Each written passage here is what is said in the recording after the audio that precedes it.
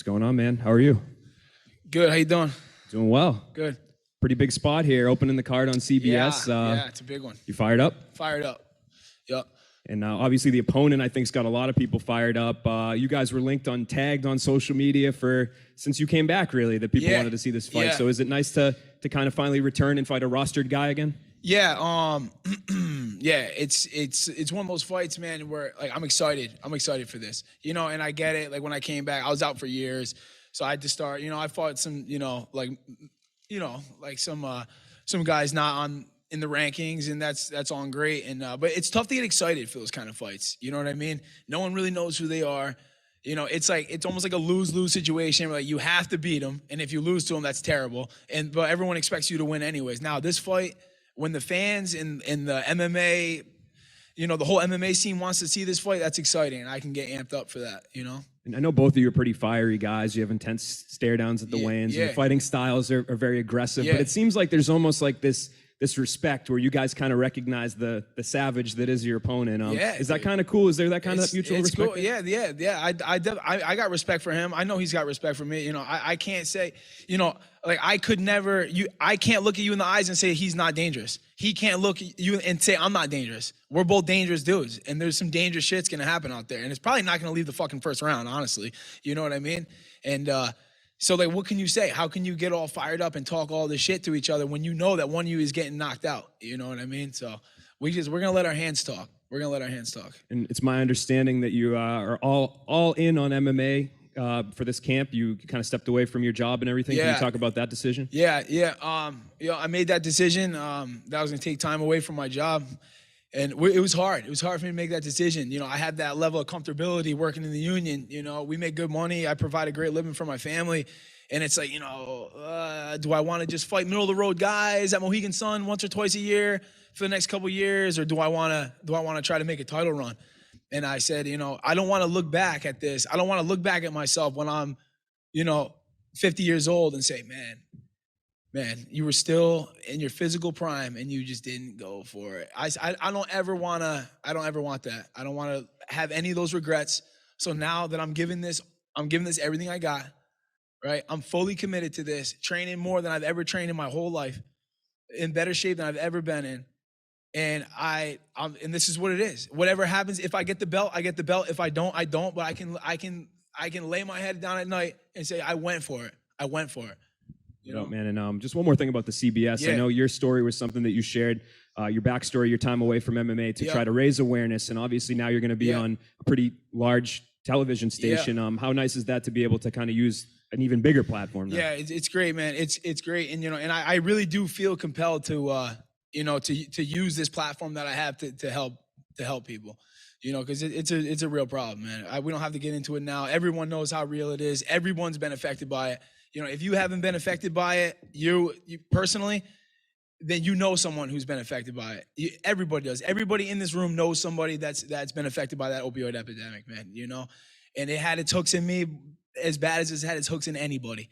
And now I get to show the world that, hey, listen, man, like you can put that shit down. You can get right with yourself, get right with your family, get right with whoever you got to get right with God, and you can come back and you can change your life, man.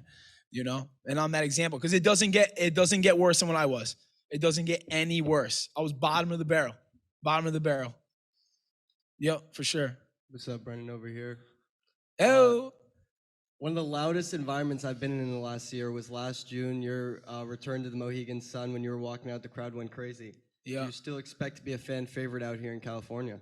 I do. Honestly, I do. I have a pretty solid California following as well. With MMA being a lot more popular out here, and especially when I was spending a lot of time in Huntington Beach, I'm big in this. I surf a lot too, and I used to actually get, one time I had someone paddle up to me out in the lineup, Yo, B, we saw your, I had a knockout on SportsCenter top 10, or it was like, it's number one, it's no big deal. No big deal, brother. And no, I had a guy who was like, oh, we saw your knockout on top 10. I was like, oh, yeah, sweet. It was crazy. But I do have a good fight. I got a lot of people coming out. A lot of my boys flew out. I got a big team here with me. A lot of guys I work with fly out, man. So you can expect some crazy construction workers in the house, man, repping that union money. You know how we do it. And that's it, man. Yeah, I'll be house will be rocking. It'll be rocking for me. Did your daughter make the trip out for this one?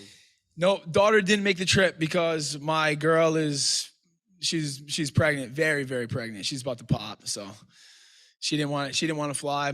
But my daughter's got school, you know. And this is a business trip, you know what I'm saying? This is business, you know. I FaceTime her all day, every day since I've been here, you know. You went back and forth with your opponent, Sabah Homasi, a little bit on social media, but you also went back and forth with his teammate, Dalton Ross, at AT&T. Yeah. At AT&T, not Yeah, AT&T. yeah. You said that he was next. You might move up to middleweight. You want to take out some AT&T guys. Is that true? Do you feel a sense of animosity growing between you and that gym? I mean, like animosity is not the word. Animosity wouldn't be the word. Like, definitely, because like I'm friendly with these guys. And I think we got mutual respect for each other. But these dudes know I want it. These dudes know I'm coming. These dudes know I'm coming. And these dudes are like, come on then. You want to come? Come on. And I'm saying, all right, I'm coming. They say, all right, we'll be fucking waiting for you. You know? They're not backing down. I'm not backing down. And it's fun, man. We're not going to fucking meet each other in the hallway and fucking shoulder check. That's not how we have to do it. You know, we all know that we're good fighters. We know that we keep it real. And yeah, and it's fun. It's good and fun, but we're serious too. You know what I mean? I'm not gonna run into these dudes and start throwing punches in the hallway. But these dudes know I'm serious, you know, and I know that he will fight me, and he knows I will fight him, you know. Last thing, what can you tell me about one Mr. Sean Shamrock, how he's influenced you throughout your life, your career, but especially since you've returned to the sport in the last few years? Yeah, Sean Shamrock, I'm gonna tell you what, I've been friends with Sean Shamrock for a long, long time, man, and he was one of the guys that helped drag me out of that dark hole, you know. Always had my back when I was at my worst, man, and he's doing big things, man, and I'm doing big things now. And Sean, I'm surprised he's not in this room right now, without even telling me, but I know he's here. Yeah, Sean's great, man. If you guys don't know Sean Shamrock, follow Sean Shamrock, man. He's the man. Yeah. Brennan right here. This was also a nice trip for me to get out here. I'm from Connecticut as well, so we together got to escape some of the cold weather and get away from it. Yes, sir. -5 right now. What? Yeah, it's crazy. I said, babe, you better put some wood on that wood stove, girl. And very awesome to get out here, get away from the cold weather. Oh, yeah. But this is also a big moment for you and people who know you well. This is the first fight, you know, of coming back and being on the road. We're in California. It's not just another fight at Mohegan Sun with everyone coming to pack out. You know, it's a big fight for you. The first one back. How does it feel? I mean, I know you said you're feeling great, but you know, you're back in the swing of things. You know, on the road again. How's it feel? It feels good, man. It honestly feels like we didn't miss a beat. I mean, it's been years since we traveled, but I got my same guys with me that I traveled with back then. Them guys sitting right in the back. They go everywhere with me.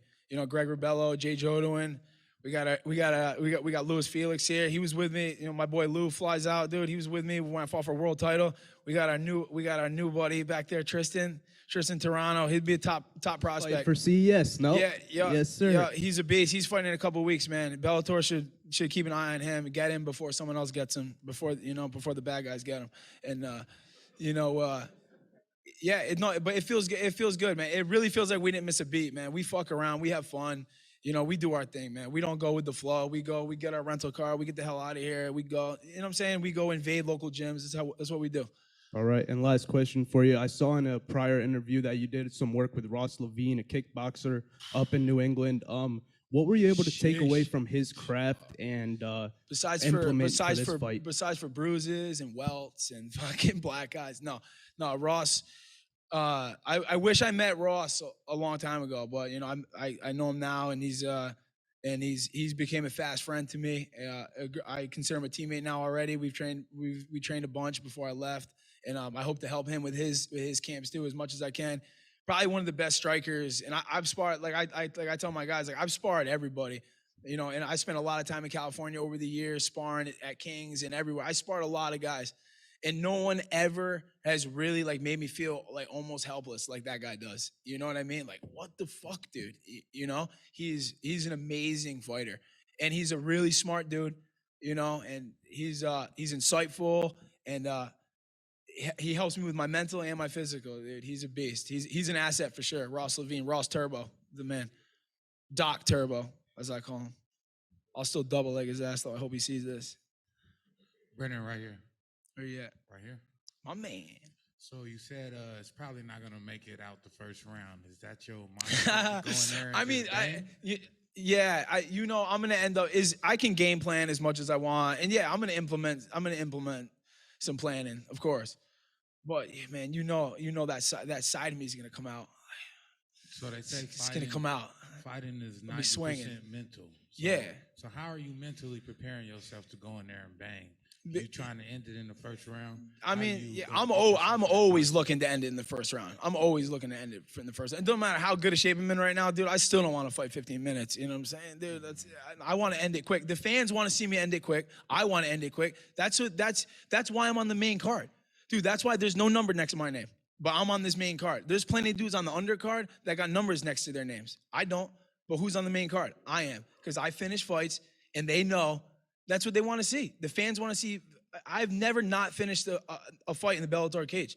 Like I said it now, and I've said it over and over again. There's nobody with 10+ wins in the Bellator cage that has a 100% finish rate besides me.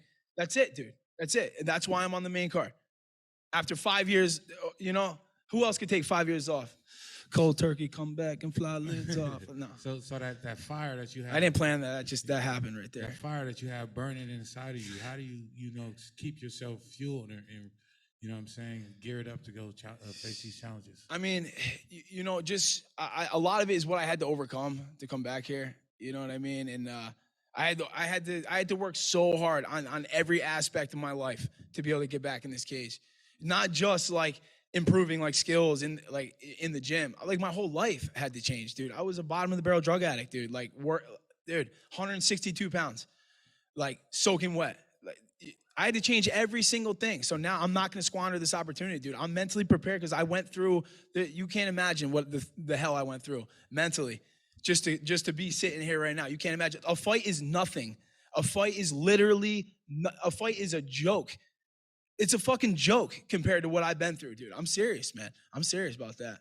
Like, all joking aside, this is fun. This is exciting. This is fun. It's not even a mental challenge to me to get ready for this fight because of what I had to come through, man.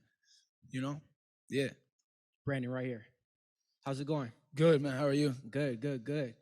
16 wins, 15 finishes. I mean, some fighters have problem finishing their lunch. You seem to just finish fighters with no problem. What goes on in your mind state? I don't go out there. I don't go out there and do the pitter pat, point fight and sparring. I don't do the glorified sparring, man. I go out there to finish. And that's why I still have a job here over 10 years. I signed with these guys in 2011 or 2012. Dude, it's 2023. And I got fired and I'm back. You know what I'm saying? That's because I finished fights. This is a business. First and foremost, it's a business. You know what I'm saying? And if I was bad for business, I wouldn't be here. I'm fucking good for business. That's why I'm fighting on the main card, because I finish fights. I'm not going the distance. If it goes the distance, both guys should lose. Double L. See ya. Yeah, to follow that up, you're definitely here for the business. Like you said, they only got 3 fights on the main card, and you're the one to open it up over other people that's on the card who fought for the belt and former title champions. So you're definitely here for business, right? Yes, sir. And then last but not least, my 9-year-old daughter wants to know, if you're to win this fight, what's going to be your finishing move? Finishing move. I think I'm gonna have double boots in. It's be a ground and pound. He's gonna be covered up. I'm gonna have those double boots in, postured on top, fucking raining them down, dude. And I'll be looking at the ref like this. Save him. Tell your daughter. Maybe she'll see it before. Yeah. All right. Thank you, everybody.